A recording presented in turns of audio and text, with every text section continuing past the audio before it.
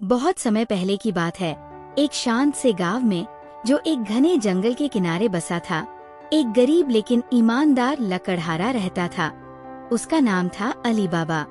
हर रोज वह जंगल जाता, लकड़ियाँ काटता और उन्हें शहर के बाजार में बेच आता। उसे बहुत कम पैसे मिलते थे, लेकिन वह जो भी कमाता उसमें से कुछ अपने पड़ोसियों की मदद में खर्च कर देता। अली बाबा का एक बड़ा भाई था, कासिम, जो अमीर था लेकिन बहुत लालची। कासिम का एक बड़ा व्यापार था। उसके पास एक शानदार हवेली थी, पर वह कभी किसी की मदद नहीं करता था और अपने गरीब भाई को नीचा समझता था। एक दिन जब अली बाबा जंगल में लकड़ी काट रहा था, तभी उसने घोड़ों की तेज टापों की आवाज सुनी। वह डर गया और जल्दी से एक पेड़ के पीछे छुप गया। ऊपर से उसने देखा कि 40 डाकू, जिनका नाम जंगल के चारों ओर कुख्यात था, वहां आ रहे हैं।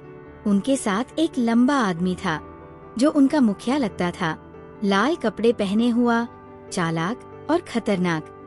डाकुओं का मुखिया एक बड़ी चट्टान के सामने गया और जोर से बोला, खुल जा सिम सिम।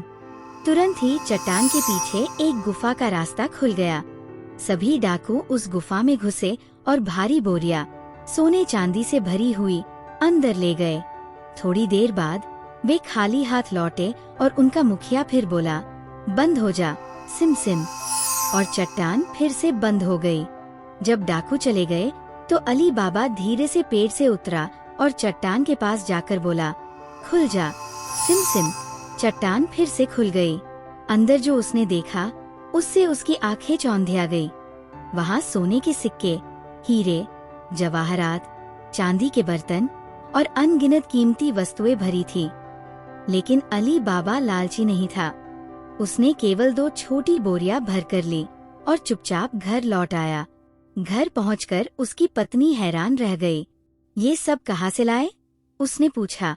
अली बाबा ने सब कुछ सच सच बता दिया, लेकिन कहा, किसी को मत बताना, ये बहुत खतरनाक हो सकता है।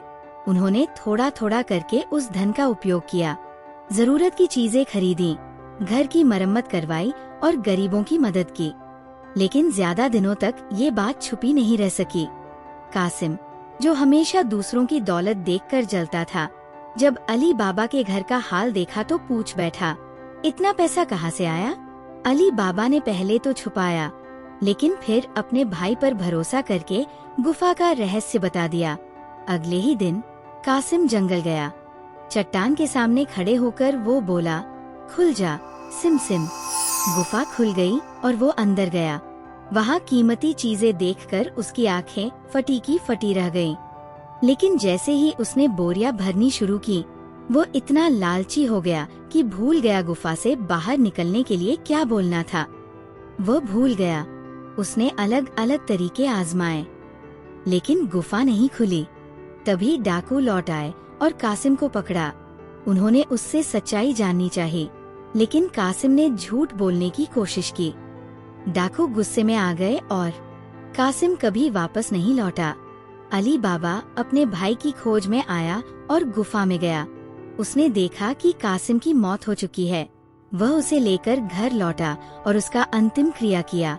लेकिन अब डाकू समझ गए थे कि कोई और भी है जिसे उनके खजाने का रहस्य पता है। हमें उसे ढूंढना ही होगा। उनका मुखिया बोला। डाकू व्यापारी बनकर गाँव आए। वे 40 बड़े तेल के मटकों में छिप कर आए, एक एक मटके में एक डाकू। केवल उनका मुखिया बाहर था, जो तेल बेचने के बहाने अली बाबा के घर पहुंचा। हम व्यापारी हैं, उसने कहा, हमें एक रात रहने दो। अली बाबा दयालु था। उसने उन्हें जगह दे दी, लेकिन उसकी चतुर पत्नी मरजाना को कुछ अजीब लगा। वह रात को मटकों को देखने गई और एक मटके में झांक कर देखा, उसमें एक आदमी छिपा था। मरजाना समझ गई कि कुछ गलत है। वह जल्दी से उबला हुआ पानी लाई और एक एक मटके में डाल दिया। सारे छिपे हुए डाकू मारे गए। केवल उनका मुखिया बचा था, जो अगले दिन चुपके से अली बाबा पर हमला करने आया। लेकिन मरजाना तैयार थी। उसने बहादुरी से मुकाबला किया और गाँव वालों को बुला लिया। डाकू का मुखिया पकड़ा गया। अली बाबा ने मरजाना को गले लगाया और कहा, तुमने मेरी जान और पूरे गांव को बचा लिया। उसने मरजाना को आजादी दी और इनाम स्वरूप धन भी दिया। इसके बाद अली बाबा ने उस खजाने का उपयोग समझदारी से किया। उसने गांव में स्कूल बनवाया, गरीबों के लिए आश्रय बनवाया और पेड़ लगवाए। लोग दूर दूर से सीखने और व्यापार करने आने लगे। अली बाबा का गांव अब सच्चाई, दया और ज्ञान का केंद्र बन गया। वह कभी नहीं भूला कि खजाना कोई मायने नहीं रखता अगर दिल सच्चा न हो। कहानी की सीख: लालच का अंत हमेशा बुरा होता है, लेकिन सच्चाई, दया और बुद्धिमानी हमें सुरक्षित और सफल बनाती है। जैसे अली बाबा और मरजाना ने दिखाया, सही समय पर सही काम करना ही असली बहादुरी है।